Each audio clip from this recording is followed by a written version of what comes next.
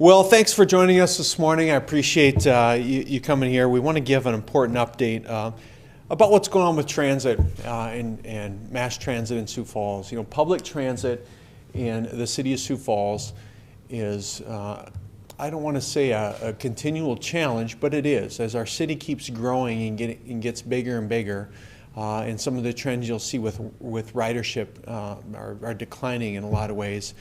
How do we continue to make sure that people who rely on transit for their day-to-day quality of life have the service that they need, that's efficient, that's timely, and that's cost-effective to the residents, to our taxpayers? And so when I got into office now almost 4 years ago, I knew that transit was getting to a point where we'd have to address transit in a different way, and not just through route expansion or subtle changes here and there, but kind of taking it in a bigger direction. This chart here kind of demonstrates that growth that we're seeing in our community. So and what you can see, and again, I'm colorblind, but I hope you all can see that. They tell me the blue area represents 3/4 of a mile from each fixed route. And so right now, only about 60% of our city is covered by transit services. And as the community continues to grow, and I don't want to use the S word, sprawl, but as we continue to sprawl outward, it gets harder and more costly to provide those transit services. So we're here today to really share an update on what we've learned over the past year and a half, providing on-demand services. As you recall, we launched an on-demand pilot.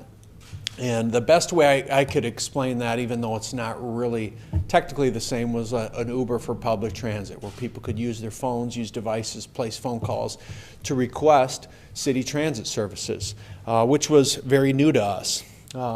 That had to be done because as we've started to look at transit ridership trends, we've seen a decline, and it's really hard to look at 2020 stats on anything, to be honest with you. We had a lot of people working from home. We actually shut down transit for a while because of COVID. We had drivers that were out. This does not take into account even the current landscape we're in right now with driver shortages, just like every industry is impacted with the workforce challenges right now. Transit is not immune from that either. But what you'll see both on the Sioux Falls ridership trends and the national ridership trends, our ridership trends have really mirrored what's going on a national level, and that's really a slow decline on people using transit. Now, what's unique in Sioux Falls versus in some larger markets is we don't have a lot of what we call choice ridership in Sioux Falls. People who, I'm gonna take the bus instead of driving to this location.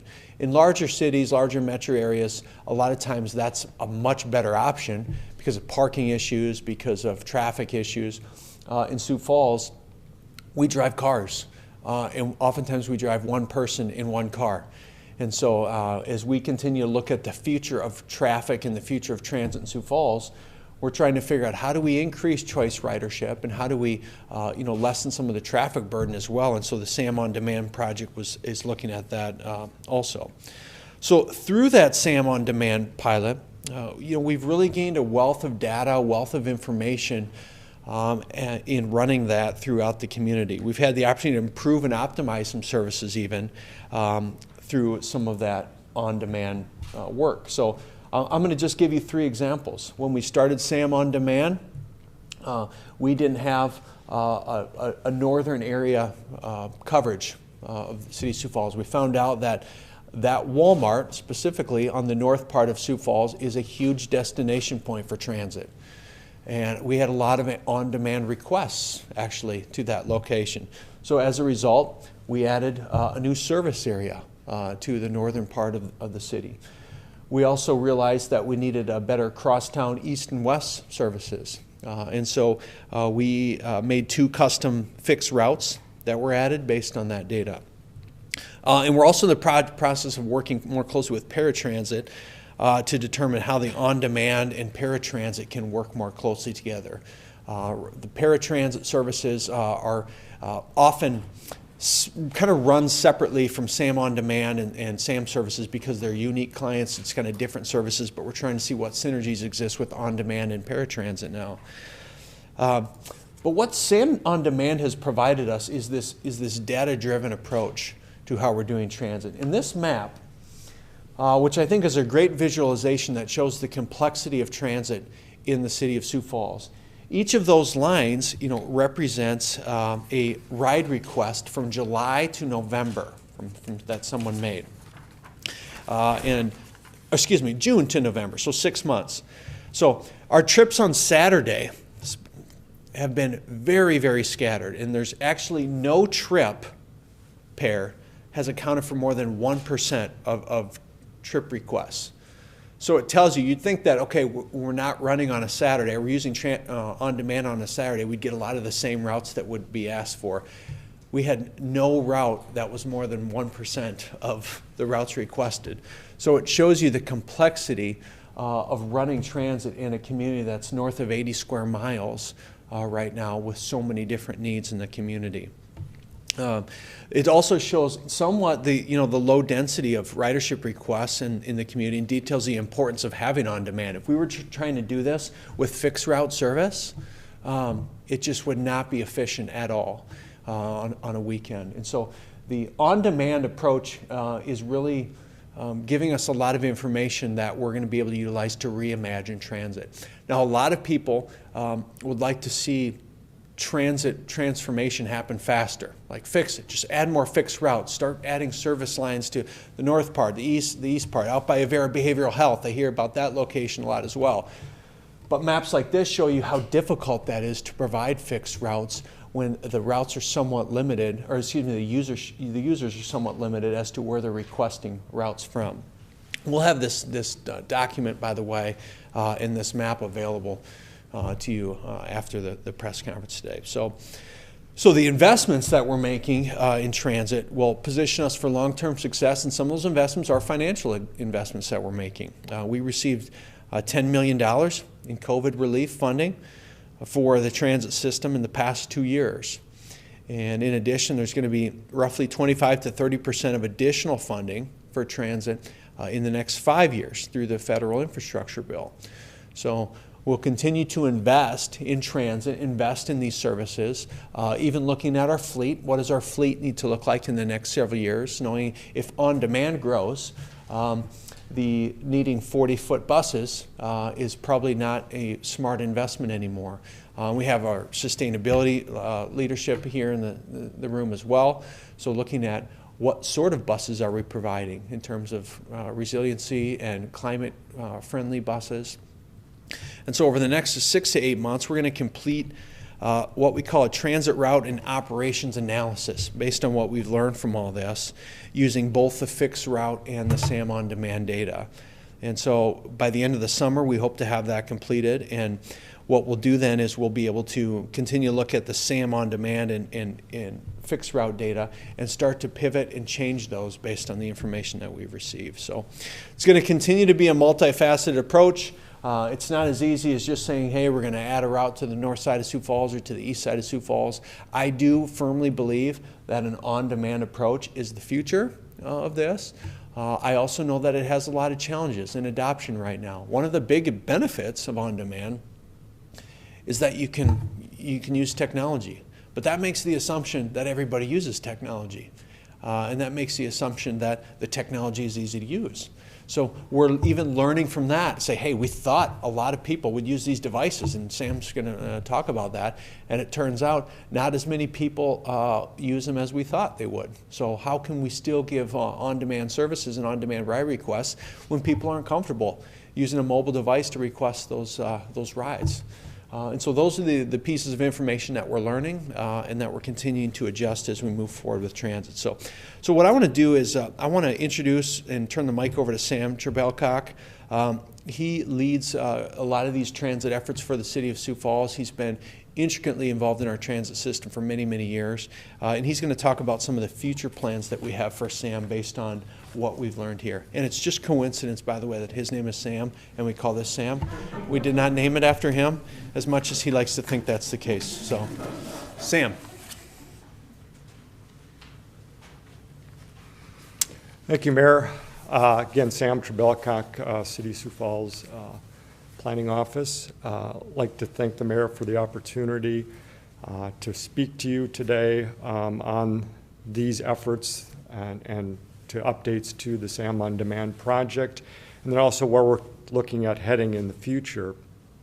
You know, I can remember as we were starting this effort with our transit core team, we have one of the members of the core team here also, and the process that we went through really was about innovation. And I can recall the mayor talking about this to us and saying, I'd rather you guys fail than not try something new. And that really allowed us the opportunity to really look at this effort and try different things and to adjust and make changes as we've gone along in this pilot project. And I think it's been really important to look at this data. We've made adjustments all along. In fact, in the room here today also we have Robert Speaks, who's the general manager at Sioux Metro. Their efforts, I really have to thank the changes that are taking place.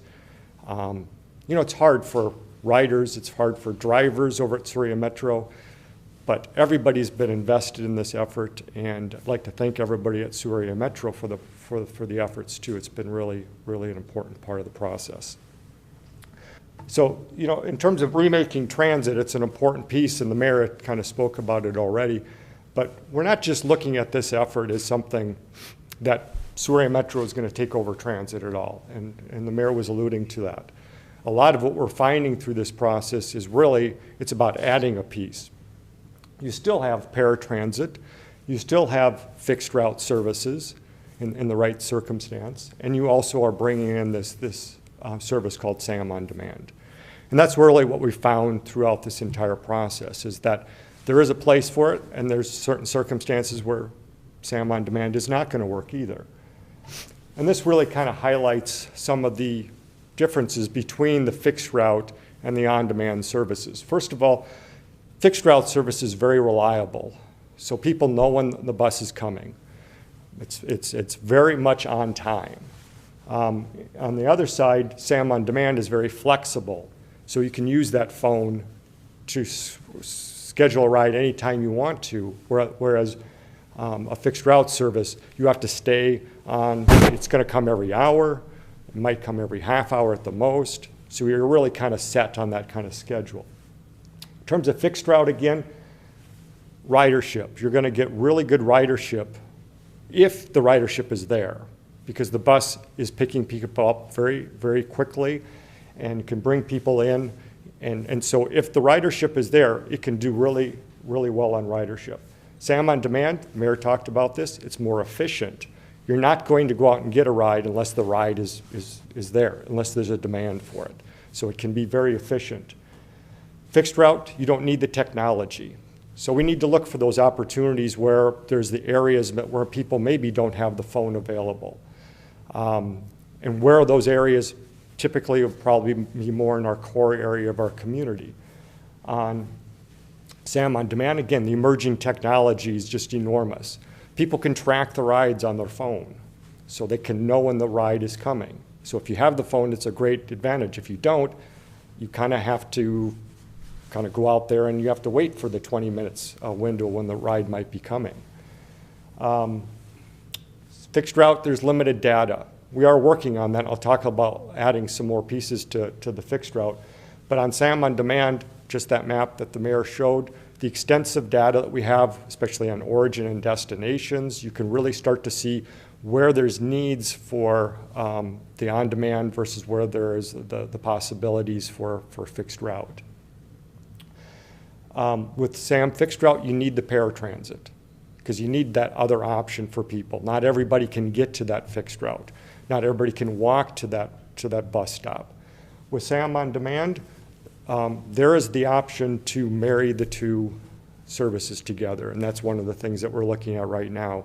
So where we can expand services, you wouldn't need both of those services. You wouldn't need two fleets of buses out there, and so we are looking at that.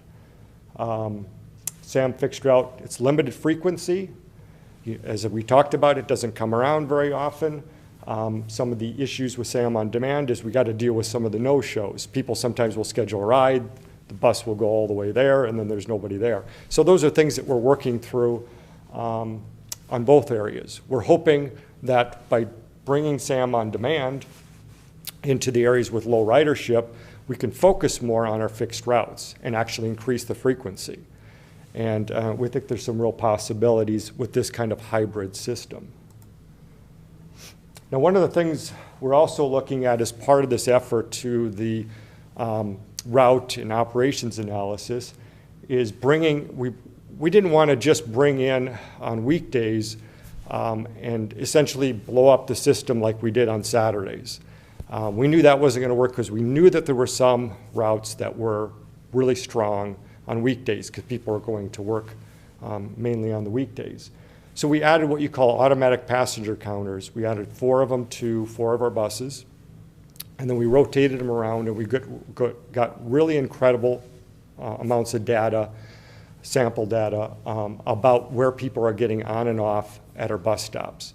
So with that data, we now know where our really strong routes or parts of our routes are at. Because in some cases, there's parts of routes that are not all that strong. But there might be other parts of the routes that are very strong. Well, so what we're looking at doing is really looking at our routes totally new. And what routes and parts of our routes can we put together that would make the most sense, in large part like we did on Saturdays with those crosstown routes. We used the data to create 2 custom-made fixed routes. Same thing we're looking at with this data to do during weekdays. Now, the areas where there's low ridership, we think we have some possibilities to bring SAM on demand into that area or even expand services into that area that the mayor showed you the map where we don't provide services now. So what's next for transit? One of the things that we're also looking at is mobile ticketing. And we think this is a really important feature just in large part because people are looking for that opportunity to use their phone to buy tickets rather than just purchase a ticket maybe at the window or on the bus. We think it's going to provide us enormous amounts of flexibility to do things. It also would provide the option for something called fare capping, where you could actually, where a lot of people don't have the ability to buy a monthly pass, which is $30, and they'll buy $3 passes. What you can do then is work your way to a monthly pass, $3 every day, and then when you get to that 10th daily pass, you can, you'll get the rest of the, basically like you're buying into a monthly pass. It also provides, enormous options, we think, for other people to encourage them to utilize and to purchase passes for the bus system. Another thing we're also looking at is new bus shelters. We need an update to our bus shelters. A lot of people are asking for additional bus shelters. We're going to look at something that's more, something that provides maybe some opportunities for technology updates of our bus system that are going on. So we think that's going to be really important update to our system. And then as the mayor was talking about our transit route and operations analysis, we hope to have done sometime by the end of this summer. That includes the expanded use of automatic passenger counters, the optimizing the number and the size of the buses. That's another thing that I think is really important to realize here is that we're finding as we're going through this process is that we're using the big buses right now with on-demand. We found through this process that very likely we could use the smaller buses. We think that can be an advantage for getting to those people more quickly, and also because obviously those smaller buses tend to be less expensive. Expanding coverage area through the use of on-demand, we think we have some really unique options to do that right now. As we just talked about before, we think that's going to be important to provide services to people that don't have it right now. And then focus fixed routes on the higher ridership corridors. So we might not have, right now we have 12 fixed routes. We might have less, but we'll put more service on those fixed routes. And then the areas that don't have the fixed, or have the fixed routes now, but are lower ridership, we would use the on-demand. So lots of different things that we're working on here. Some of the other things, we had a number of different top findings. SAM on demand can provide transit services more efficiently in low ridership areas, fixed route services better to handle service in high ridership areas. A lot of these I've talked about, but SAM on-demand services provided invaluable data to develop 2 strong and direct Saturday fixed routes. SAM on-demand services are a good option to expand transit to new areas of the city. SAM on-demand services have the potential to service paratransit and general transit customers within one service. SAM on-demand can be provided with smaller vehicles. And then lastly, the SAM on-demand app is not available to enough riders because the riders do not have access to mobile services. These are all the things that we found. That last one is something we continue to work on. We've made improvements. A lot of different things.